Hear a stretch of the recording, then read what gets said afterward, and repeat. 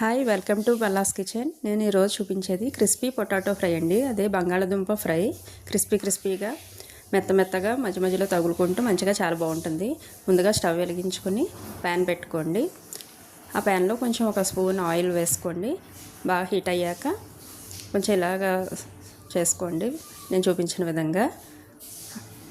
అందులోనే కొంచెం మనము కట్ చేసి పెట్టుకున్న చిన్న ముక్కలుగా కట్ చేసి పెట్టుకున్న బంగాళదుంపల్ని చూపిస్తున్నాను కదా, ఈ విధంగా కట్ చేసుకోండి.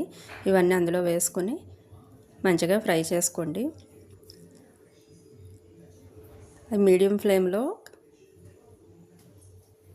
ఫ్రై చేసుకుంటే చాలా బాగుంటుందండి. ఇది హైలో పెడితే మాడిపోతాయి. కొంచెం అందులో పసుపు 1/2 స్పూన్ వేసుకోండి.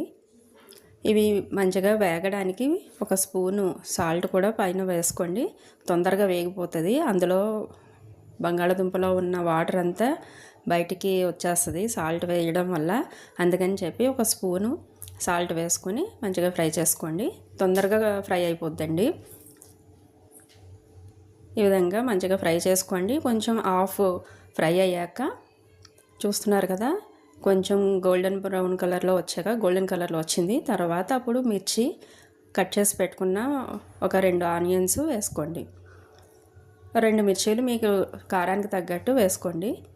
తర్వాత మిర్చి పౌడర్ కూడా మీ కారానికి తగ్గట్టు ఒక స్పూన్, ఎక్కువ స్పైసీ తినేటట్టయితే 2 స్పూన్లు వేసుకోండి, లేదంటే ఒక స్పూన్ వేసుకోండి. అందులో కావాలంటే ఒక ధనియా పౌడర్ కూడా వేసుకోండి, లేదంటే స్కిప్ చేసేయండి. ఈ విధంగా ఈ రంగు వచ్చే వరకు ఆయిల్లో మనము మిర్చి పౌడర్ వేయడం వల్ల కర్రీకి, ఏ కర్రీకైనా మంచి ఫ్లేవర్ వస్తుంది. ప్లస్ కలర్ఫుల్గా కూడా ఉంటుందండి. చూడగానే మనకి అట్రాక్టివ్గా ఉండాలి కదా, చూడగానే తినాలనిపించాలి. ఆ విధంగా ఉంటుంది ఆయిల్లోనే వేసుకుంటే. తర్వాత ఈ వేరుశనగ పప్పు, అలానే నువ్వుల పొడి, నేను పుట్నాల పొడి, డ్రై రోస్ట్ చేసుకున్న పౌడర్ నేను ఎప్పుడూ కూడా ఇంట్లో స్టోర్ చేసుకుంటానండి. నేను మీకు ఎప్పుడూ చెప్తుంటాను, అది అవైలబుల్ ఉంటే కంపల్సరీ ఇలాగా తొందరగా ఫ్రై అయిపోతుందండి. ఆ పౌడర్ని నేను ఇందులో వేసుకున్నాను. ఒక డబ్బాలో స్టోర్ చేసి పెట్టుకుంటాను ఎప్పుడూను. అది ఇందులో వేసుకుని మంచిగా ఫ్రై చేసుకోండి, మొత్తం అంతా దానికి పట్టేటట్టు. చాలా బాగుంటుందండి. ఇందులో కాల్షియం ఉంటుంది నువ్వుల పొడిలో.